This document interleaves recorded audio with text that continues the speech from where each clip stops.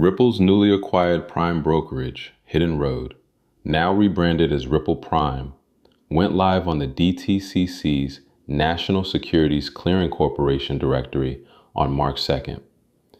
That plugs Ripple's infrastructure directly into Wall Street's legacy clearing system, the same plumbing that processes quadrillions in securities transactions every year. The move is the payoff of Ripple's $1.25 billion acquisition of Hidden Road in 2025. The firm was already clearing about $3 trillion annually for over 300 institutional clients. Ripple explicitly stated that the acquisition would allow Hidden Road to migrate its post-trade activity to the XRP ledger. So you're talking about moving that volume onto a blockchain that settles in seconds instead of days. Ripple Prime has also started using RLUSD as collateral for prime brokerage products. So the stablecoin and the ledger are both part of the same institutional story. The DTCC is the backbone of the US securities market.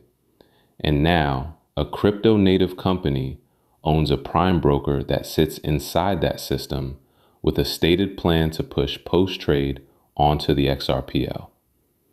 That's the first piece.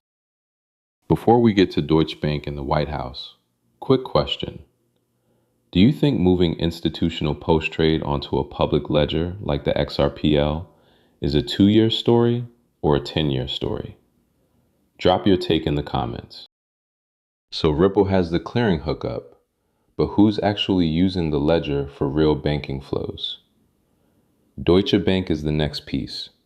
Reports from February 2026 by Der Aktionär and MEXC confirm the bank is integrating the Ripple XRP ledger across global payments, foreign exchange settlements, and asset custody. Right now, many international transactions take days to clear: correspondent banks, manual checks, layered compliance. With the XRP ledger, those processes can complete in seconds while keeping full traceability. The bank aims to cut settlement times from days to seconds, reduce reconciliation work and settlement risk, and give clients better visibility into tokenized assets and custody.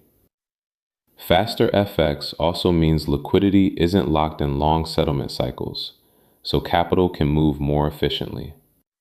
Ripple President Monica Long has predicted full-scale use of the XRP ledger by financial institutions could be reached in 2026, and that broad adoption could free billions tied up in Nostro and Vostro accounts. Deutsche Bank is one of the largest banks in Europe. If they're embedding XRPL into core workflows, that's not a pilot. That's the kind of adoption that turns a ledger into real infrastructure. The third story is symbolic but sharp.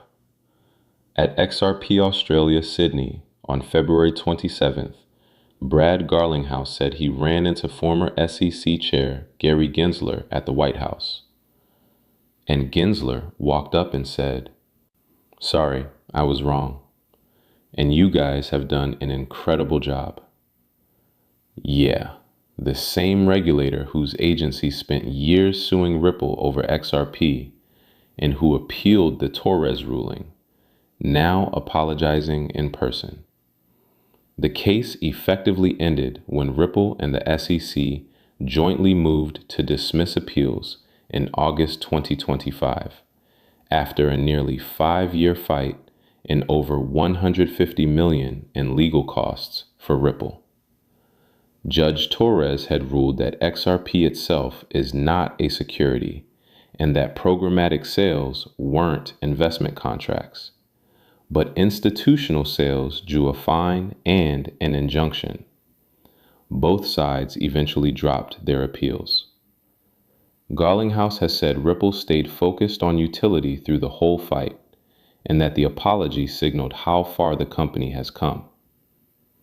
Fellow panelist Ashish Birla called it the harder path that turned out to be the right one.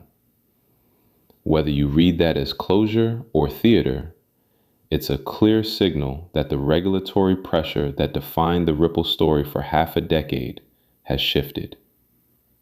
So you've got post-trade heading to the XRPL, a major bank wiring in the ledger, and the former top US crypto cop saying he was wrong.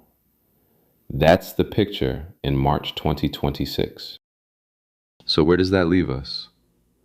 Ripple Prime is live on the DTCC's NSCC directory, with a stated path to migrate post-trade onto the XRP ledger. Deutsche Bank is embedding that same ledger into global payments and custody, and the former SEC chair has reportedly apologized to Ripple CEO in person. None of that guarantees price action or adoption at scale, but it does show that the infrastructure and the narrative have both moved. The rails are being built, and the regulatory fight that defined Ripple for years has turned a corner. If this helped you connect the dots on Ripple in 2026, hit subscribe and drop your view in the comments. Do you think the DTCC angle or the Deutsche Bank angle matters more for XRPL long term?